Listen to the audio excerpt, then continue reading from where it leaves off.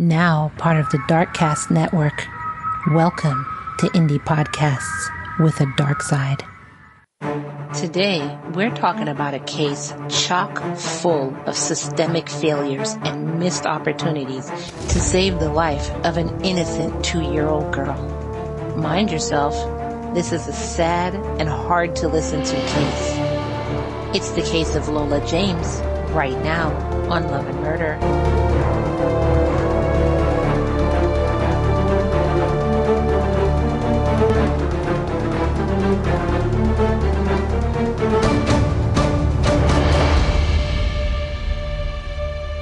Welcome everyone. Welcome to Love and Murder, your weekly true crime podcast telling you of relationships that turn to homicide. I am your host, Kai, and in today's episode, we're talking about a case of a mother failing her daughter and the system failing to protect the most vulnerable of us out there, children. Before we begin, I want to remind you that this episode and all my episodes are sponsored by my lambs in Patreon, patreon.com/love and murder. First of all, I want to thank y'all for all of your support. Be sure to subscribe to Love and Murder on whatever platform you're on so you don't miss any other true crime stories that we have coming out. If you're new here, go ahead and listen to this one, make up your mind, and then go ahead and hit subscribe if you like my podcast. Also, if you want to support Love and Murder, go ahead and subscribe to my Patreon, patreon.com/love and murder. In there, you get no intro, so none of this. It gets straight into the heart of the story. You get no commercials. You get case extras. So like this case, we actually have court videos. We actually have pictures of the crime scene, pictures of the house, all of that. You get all those extras, case extras in the Patreon, not to mention bonus episodes and so much more. Patreon.com/love and murder. Now, without further ado, go ahead and grab your butts, grab your BJ's apple juice, murderandlove.com/BJ's, where you get $30 off of your first year subscription. And let's get into some Love and Murder. Lola James was born on September 30th, 2017 to Sinead James. In her short life, she lived with her mother and her 2 sisters in Haverfordwest, Pembrokeshire. Is it pronounced Pembrokeshire or Pembrokeshire? Either way, that's where she is. My English listeners will definitely correct me. In January of 2020, the CPS agency in that area received reports of domestic abuse involving Sinead and her ex. At that time, he wasn't her ex, but after that, it became her ex. She kicked him out, everything like that. So they did have her on file for domestic abuse. On February 10th, 2020, Leslie Stedman, who is with the agency, the CPS, Child Protective Services and everything, went out to Sinead's house for a face-to-face visit. However, this was her last visit because right after that, the COVID virus locked everything down. In her notes, she did talk about the condition of the house and she did talk about the 2-year-old's, Lola's behavior, and she said that she thought maybe Lola had ADHD. Now, around that same time, 30-year-old Sinead met Kyle Bevan online. Kyle Bevan was a 31-year-old at that time who had a history of drug abuse dating back to his teenage years. So since his teenage years, like I said, he's been using drugs. He's 31 years old now, and he's been using drugs for, I guess, most of his life. He used Xanax, he used Valium, he took weed. His own mother would describe him to others as having anger problems. She said that he was a dynamite waiting to explode. If you ever denied him something that he wanted, he would just erupt into a ball of fury. He had actually threatened to kill his own mother on multiple occasions. People who knew him knew that he used intimidation tactics to get what he wanted, and sometimes if he didn't get it fast enough, those intimidation tactics would go out of control. He would scream, he would shout, he would fight, he would destroy, whatever. But everybody knew that he had this anger problem. So back to Sinead meeting him. She met him online, and within a day of meeting him, she moved him into her house with her 3 girls, where he stayed throughout the COVID-19 pandemic. Remember, she had just literally gotten out of an abusive relationship with her ex, and she immediately moves a stranger into her house. with her 3 little girls. So he's in the house, got in there in February, and starting in April, the 2-year-old started to show up with injuries whenever she was left alone with Kyle. Some of these injuries included on April 19th, for instance, she had a bloodied nose. On April 26th, she had a bruise on her chin. On May 4th, she had a cut lip. Then on May 14th, Kyle went into one of his fits of rages that we were talking about. He used a hammer to smash up Sinead's house, and then he even tried to headbutt Sinead. She grabbed her children, ran out of the house, and went to one of her friend's house. That friend's name is Casey Morgan. However, she went right back to him. Well, he was in her house, so she went back to her house and he was still there and she didn't kick him out. Then on July 8th, she received a warning about Kyle's abusive past. His ex's mother reached out to Sinead on Facebook and told her that Kyle was a, quote, child protection risk. She also said, quote, I'm concerned about the fact that he is around your children. So that was July 8th. Then on July 9th, Lola ended up getting like this really, really bad injury to her nose. It was so bad that it affected her eyes and it made it look like she had 2 black eyes. When Sinead asked Kyle about this, he said, oh yeah, she fell on the coffee table. And Sinead was like, oh, okay, yeah, I could see that happen. And for some reason, since you've been here, Lola's just been really clumsy. Even with all these red flags, even with people warning her, the next day after her own daughter has all this stuff on her face, she texts Kyle and says, quote, you don't need to tell me what you're doing with them. I do trust you with them. Are you kidding me? Okay.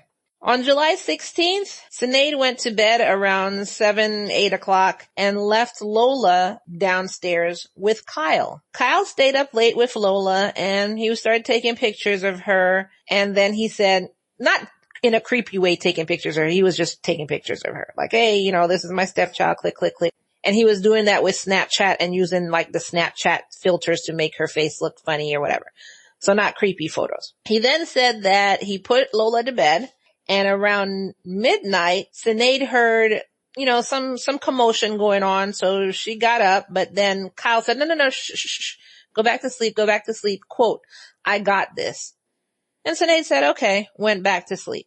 Then at 7:20 a.m., Kyle woke her up and said, hey, Lola fell down the stairs. Remember that sound you heard last night? That was Lola falling down the stairs. So then she jumped up, went to go see after her daughter, saw that her daughter was unresponsive laying on the sofa, and she called 999, which is 911 in the United States. She called 999 and she told the operator that Lola's face appeared, quote, swollen, and that she, Sinead, was, quote, really scared. So an ambulance was dispatched to her home at like 7:32. So that's only 12 minutes after Sinead called 911? Well, maybe 10 minutes because she was awoken at 7:20. So I'll give her 2 minutes to run downstairs, everything like that. So 10 minutes after Sinead found Lola.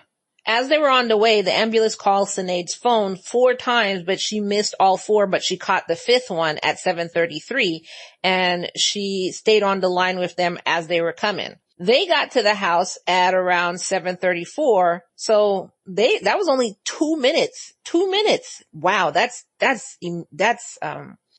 impressive.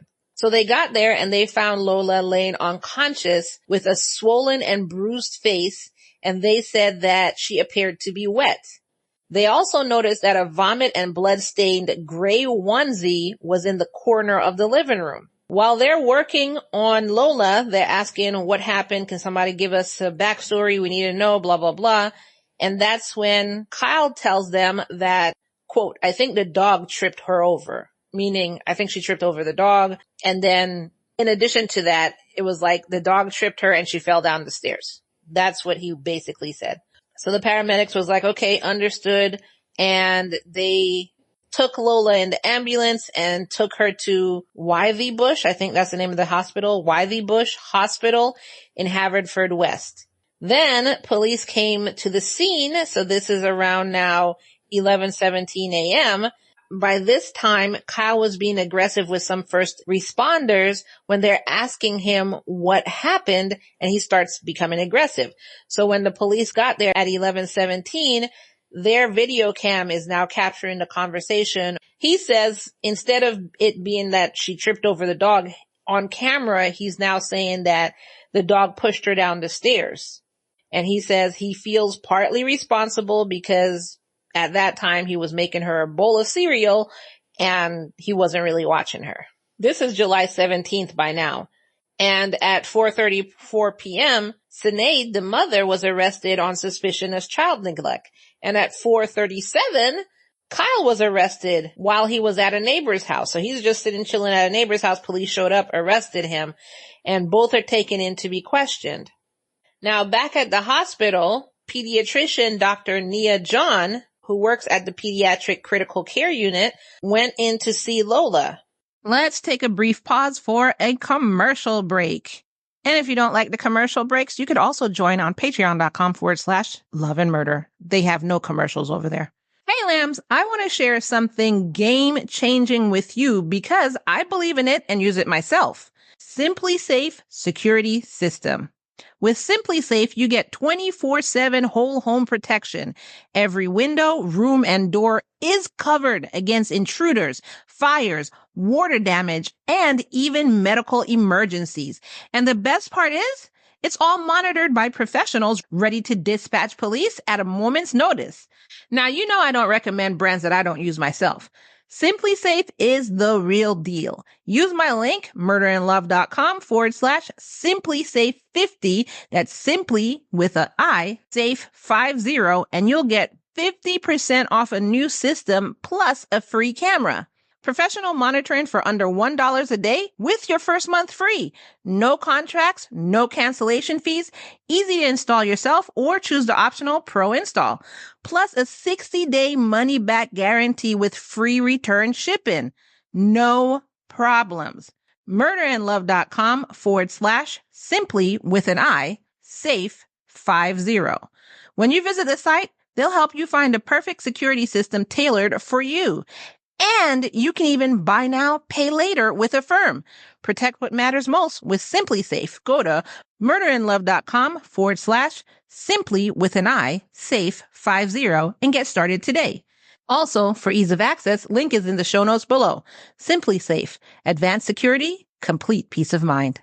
And before we get back to the show, I want to remind you of saving money with BJ's. As you well know, I use BJ's myself, and I want to bring these savings to you. Whenever I go grocery shopping at any other store and they give me that total for bread and eggs, $100, I'm like, are you kidding me right now? When I signed up to BJ's now 3 years ago, I was just doing it just as a test to see if it was worth it. And it was, because I'm still with them 3 years later. And I want to pass these savings on to you. murderandlove.com/BJ's to get $35 off your first year's membership. Not only do you get that $35 off, but you get into a club that saves you money on groceries.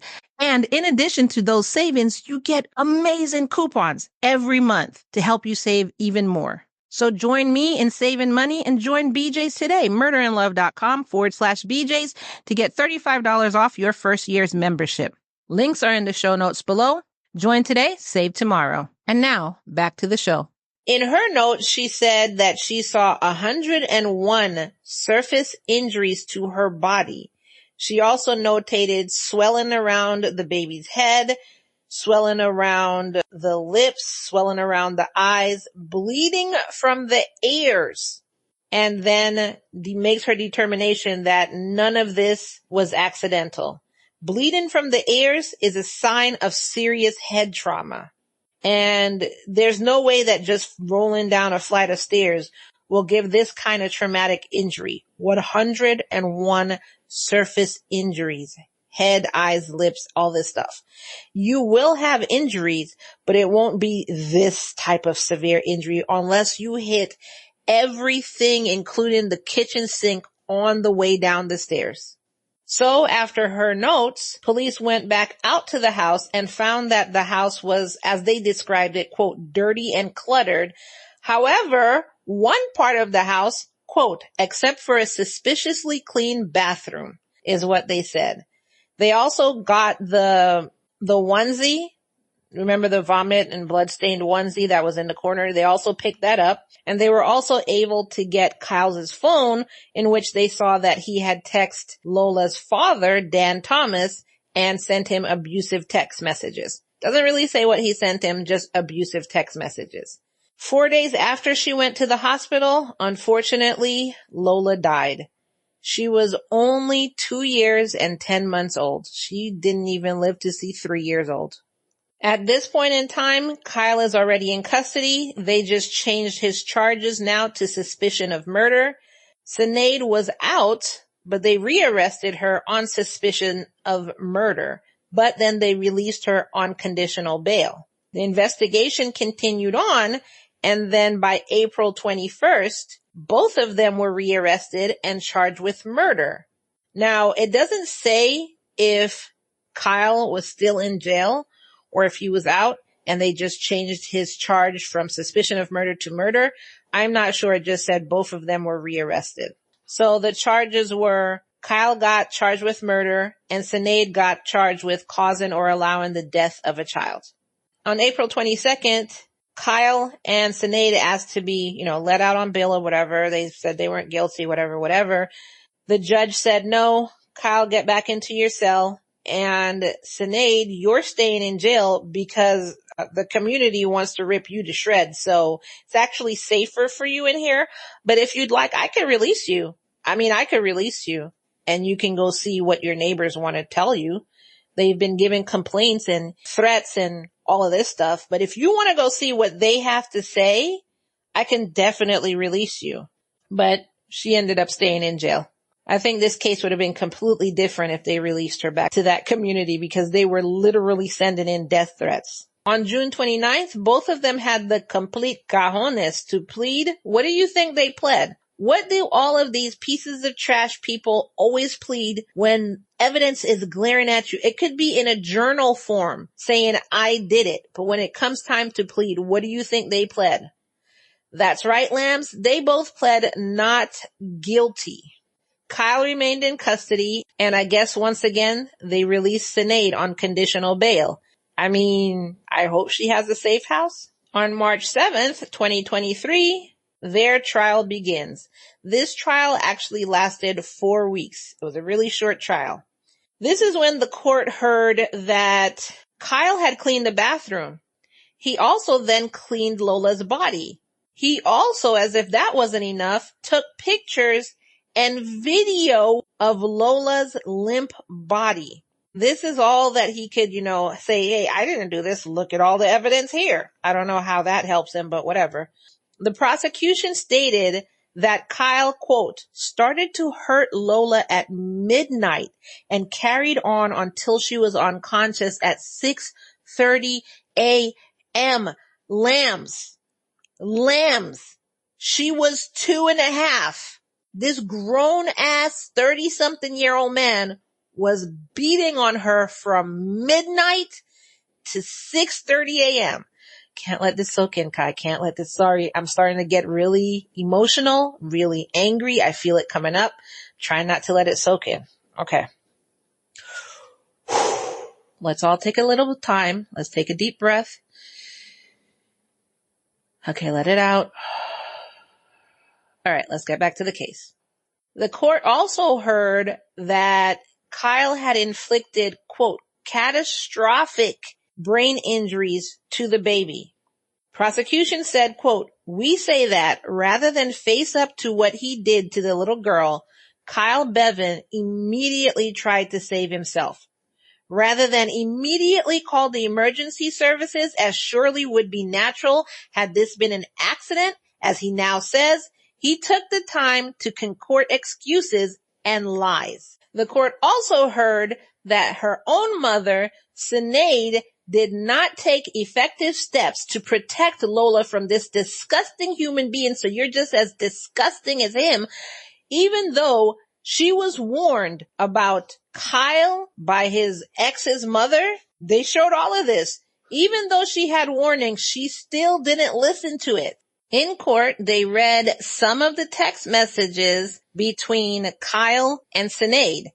For instance, in one text message, Kyle wrote to her saying, quote, "Too many kids in the house, just doing my head in." Basically like it's driving him crazy. There's only 3 kids in the house. If you don't like kids, why are you in the house with 3 kids? Like, make it make sense. If you do not like kids and you know it's driving you crazy, you're a 31-year-old man. Get the frick out. Get your own place that's nice and quiet. What did you think she was going to do? Kick her kids out and keep you? You know what? That's probably what he thought she was going to do. Then after that, right after that text message, he texted her and said, "Yeah, Lola fell out of her crib." Quote, "She was stood in her cot and she dropped to the floor really quickly. She bit her lip on the way down. I tried to help, but she kicked off. I feel like you don't trust me anymore. Lola needs to get used to me, babe. I am not the devil. I think the world of that little girl." This is all what he's saying to Sinead. So then the court heard from Sinead herself, and she said that she was, quote, petrified of Kyle, and she told him about how he used the hammer to smash up her house. She said that he did this after he had taken some alcohol and some Xanax. And I mean, you left, but then you came back.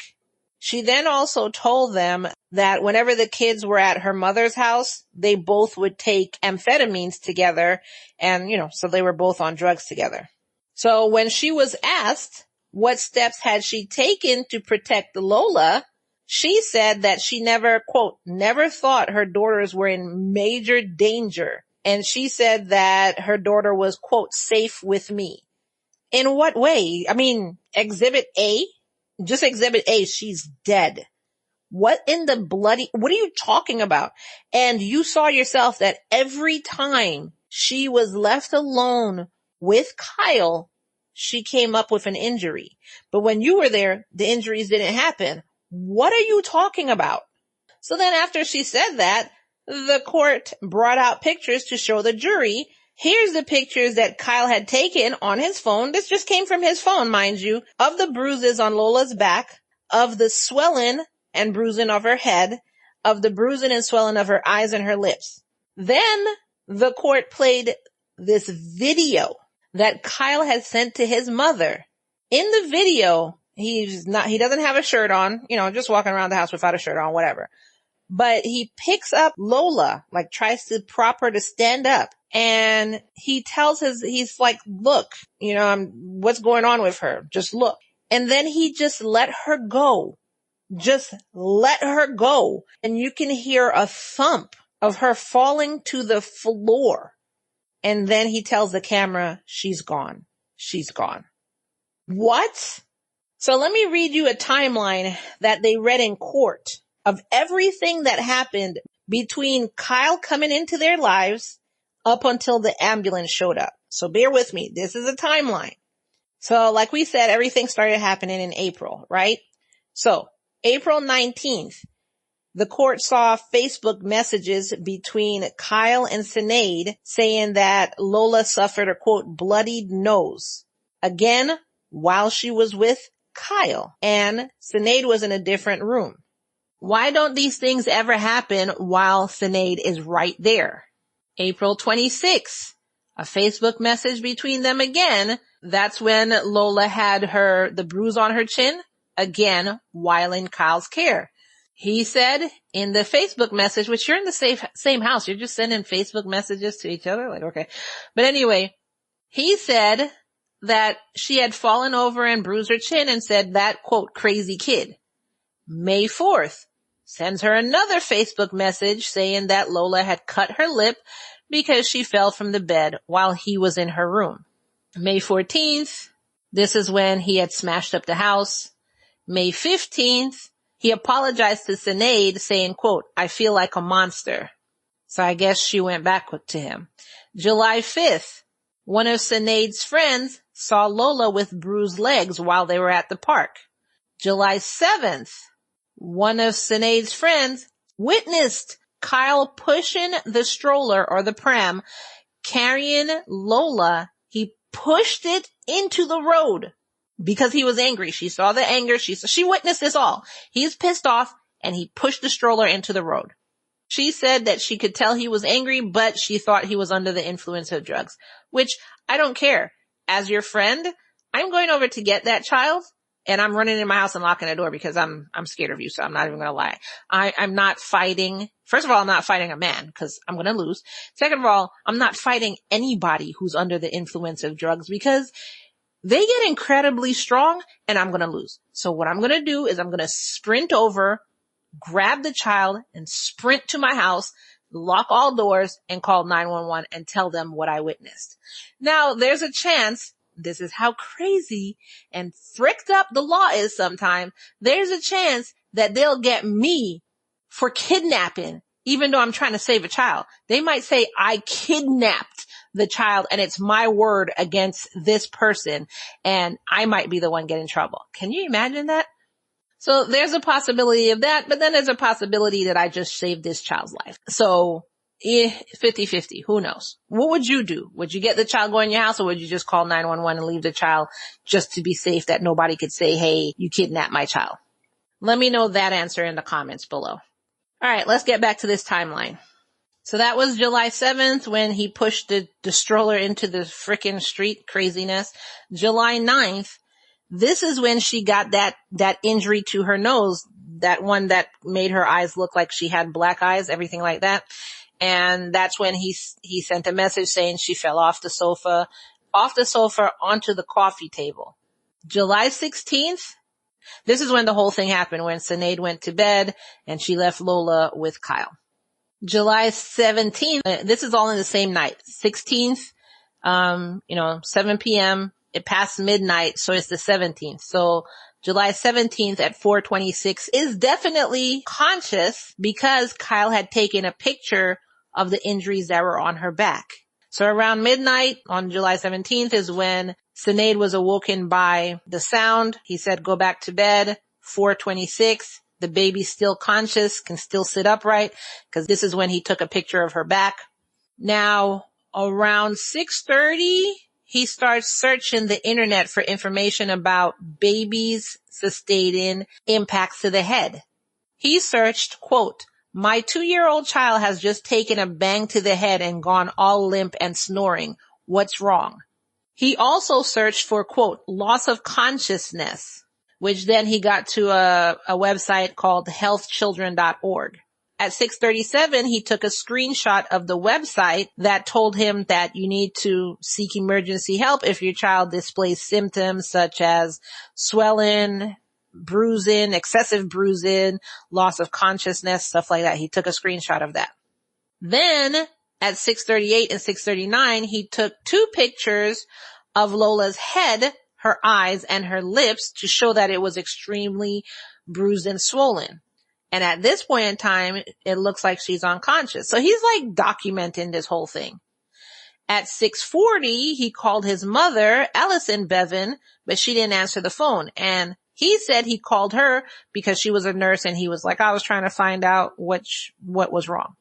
Then he just kept calling his mother and he started sending her the pictures. And then that's when he took that video. He sent that video to his mom. And because she was asleep, because it's 6:00 in the morning, she didn't answer until 6:55.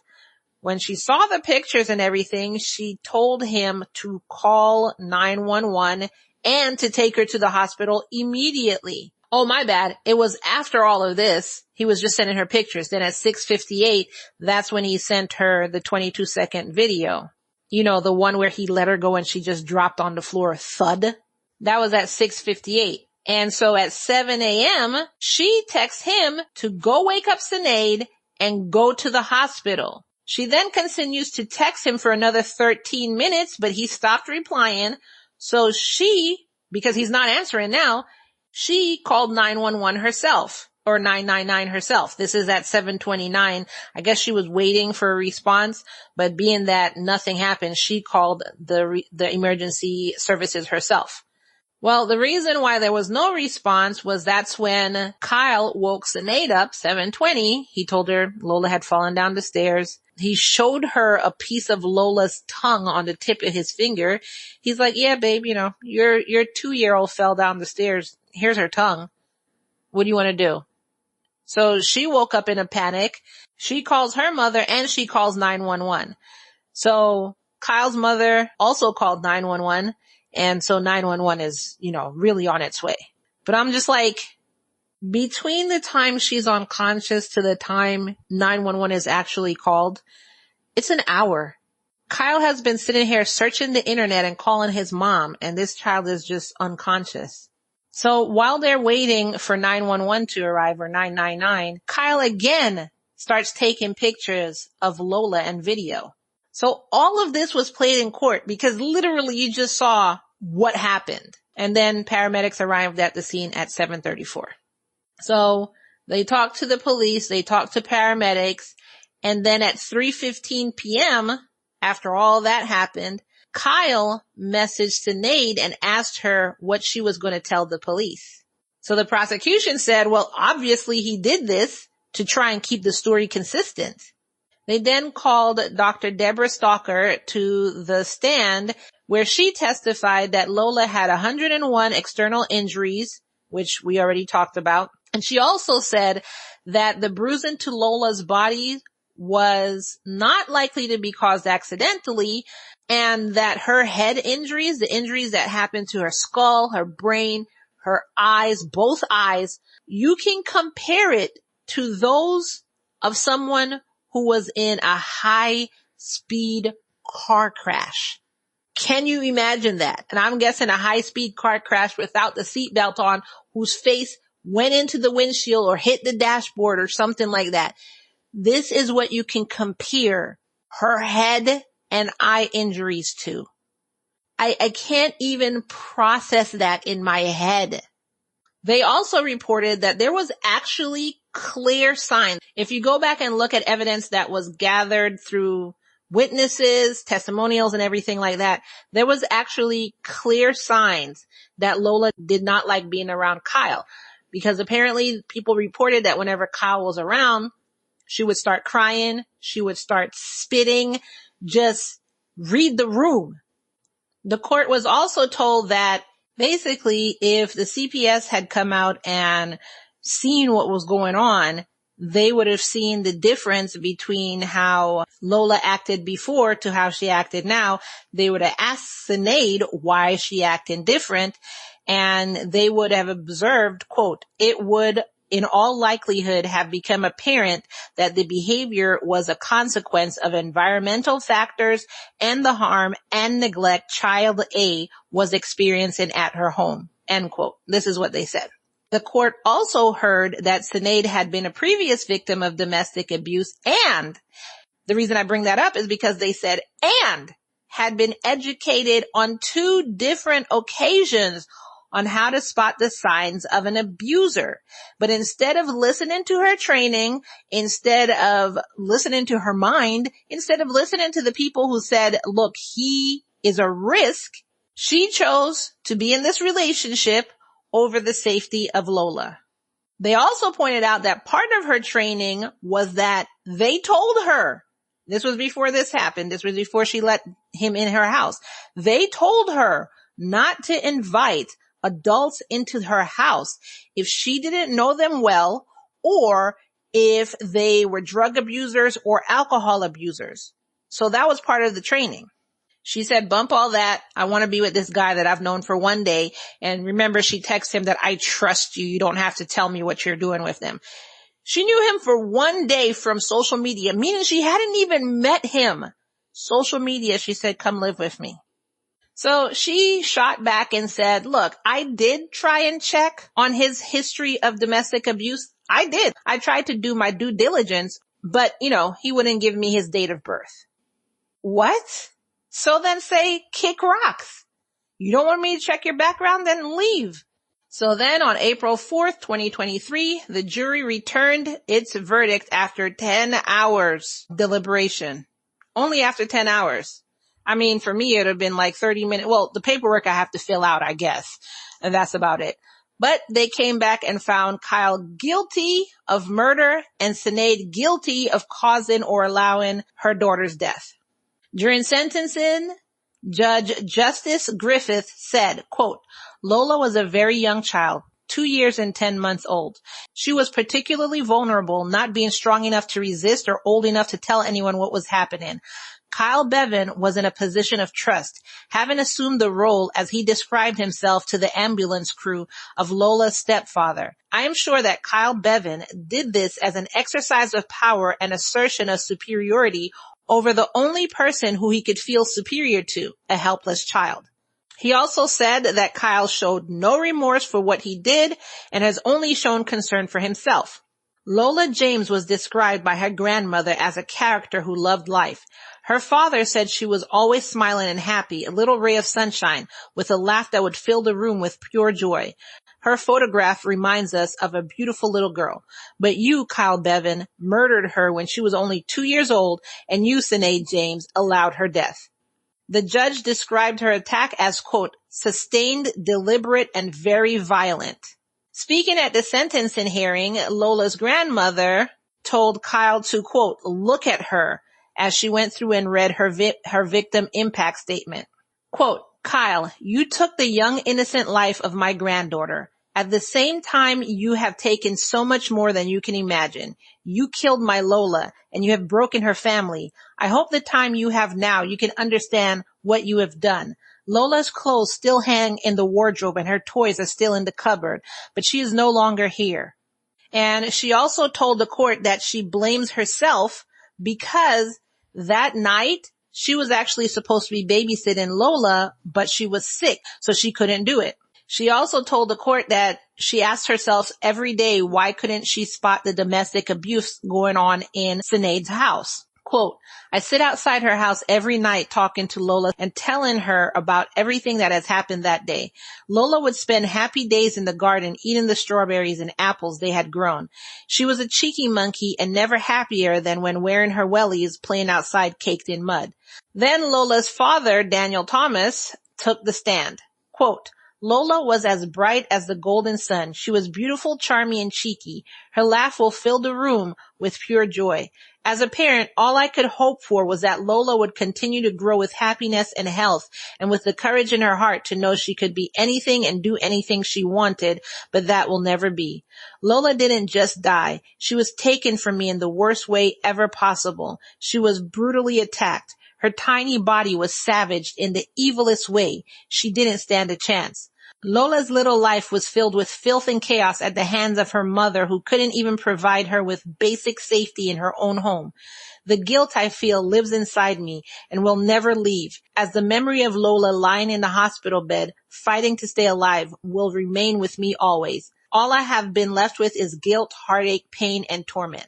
Throughout his sentencing, Kyle didn't show any emotion at all. No emotion. Not even when they handed down his sentence of life in prison with a minimum term of 28 years. Sinead, on the other hand, cried throughout the sentencing, cried even harder when she was handed her sentence of 6 years. Sinead will end up serving half her sentence before being released on license. So only 3 years before being released, as they say in England, on license. But in the U.S., we would say that she's released on probation. The NCPCC Cymru's Assistant Director, Tracy Holdsworth, and that's the CPS, said, quote, Lola died because of Kyle Bevan's brutality and the abject failure of her mother, Sinead James, to protect her.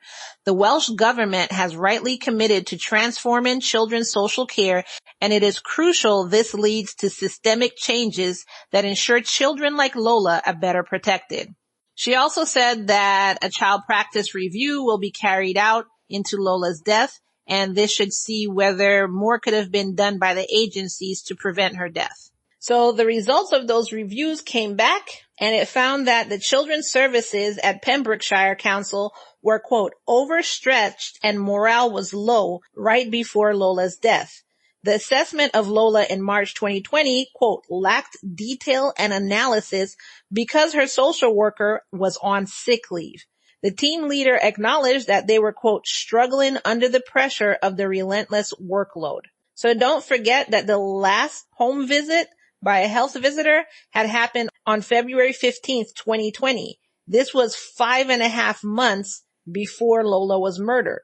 They said that they continuously tried to go to Sinead's house and she continuously declined requests for visits. They also tried to go to her house 2 days before Lola was murdered and she declined a visit. The healthcare worker failed to challenge this decision of Sinead's, which then in turn was a missed opportunity for them to assess the home condition, for them to see all the bruises on Lola, because remember, all between that February and when this happened, she was getting bruised up and down because they failed to push and force Sinead to allow them to come to visit the house. They didn't see anything that was going on in the house. And worldwide, the COVID-19 pandemic had impacted child protection measures. If you remember, I don't know if you were really paying attention, like on the news, the little news that I saw because I don't watch the news, they said that abuse had risen. While people were on lockdown, abuse had significantly risen because there was nobody to protect the children. The adults of abuse had nowhere to go to run from said abuse. Public health measures had reduced contact between children and mandated reporters like teachers, for instance. Teachers catch a lot of stuff. So in COVID, on paper, there was a sharp decrease in child abuse reports. It was a 59% drop in reports of the child abuse. And the reports would have come from schools mainly. 59% of these reports come from schools because where are your children most of the time? So the teachers are the one that mainly see what's going on in the home. And they said that the pandemic exposed the vulnerability of the child welfare system, which they found out heavily relies on reports from schools, from the children's doctors, and from other professionals that the children would have normally seen. Lola's case actually joined some other cases of children being murdered during the pandemic, including children like Star Hobson. All of these children, there are so many cases, like I know about 4 or 5 that were murdered who were left alone to die at the hands of their parents because of the lockdown. And I want to end this by just saying a quote from Lola's father, Daniel, who says the pain he feels is unbearable. Quote, "The pain I feel thinking of all the smiles you gave to me, all the smiles I won't get a chance to give back to you hurts so much. Even to say your name shatters my heart to know that you can't hear my voice anymore. The only reason I can stand here today is for the hope that you can see me, see that you were loved and that you deserve to live a full, happy, safe life surrounded by the joy that you gave others. I am so sorry your life was filled with so much pain. You were so loved, Lola, and so missed every single day." Her grandmother also added to that saying, quote, "My last memory with Lola is hearing her singing the song Diamonds by Rihanna. She will forever be our diamond in the sky. We will never ever forget her, and we will continue to keep her memory alive. As a family, we will never get over this. The loss that we feel is indescribable." End quote. I'm sorry, that gave me chills because I can't even. What do y'all think about this case? That was the horrible, horrifying, sad, emotionally overwhelming case of the murder of 2-year and 10-month-old Lola James. I want to hear from you on what you think about that case. Let me know your thoughts on all of this, especially can you imagine being a juror and hearing and watching that video? When I say hearing, you hear the thud of a 2-year-old girl as this callous man just let the body go and she's gone. Oh my God. I want to hear your thoughts. Are you as outraged as I am? Tell me your thoughts in the comments below. And in the Patreon, the case extras for this is there are court videos of the sentencing, pictures of the crime scene, pictures of how messy the house was, pictures of the onesie and pictures of the people involved. All of that is in the case extras in our Patreon, and that is at the $3 donation a month tier. Patreon.com/Love and Murder. Also, you'll be a supporter of Love and Murder, and you'll have my thanks. Patreon.com/Love and Murder. And before we go, don't forget to subscribe if you're not subscribed already to Love and Murder so you do not miss another case. And let's go ahead and share this with everyone you know and everyone you don't. So we're going to go ahead and share this case with your mom and with your work best friend. If you don't work, I mean, of course you work because as a mom you still work, or as a stay-at-home dad you still work, or as a single person who doesn't go out, you still have work to do because you still got to clean the house and everything like that. So whoever that work buddy is, it'll be your husband, it'll be your wife, whoever that work buddy is, share this episode with them. And then to share it with everyone you don't know, go ahead and share this on your Reddit, or you could share my YouTube video with your friends. Share with everyone you know and everyone you don't. And that is all I have for you today. And as with every full episode, I leave you with these words that it's, say it with me now, all love and no murder, y'all. Bye.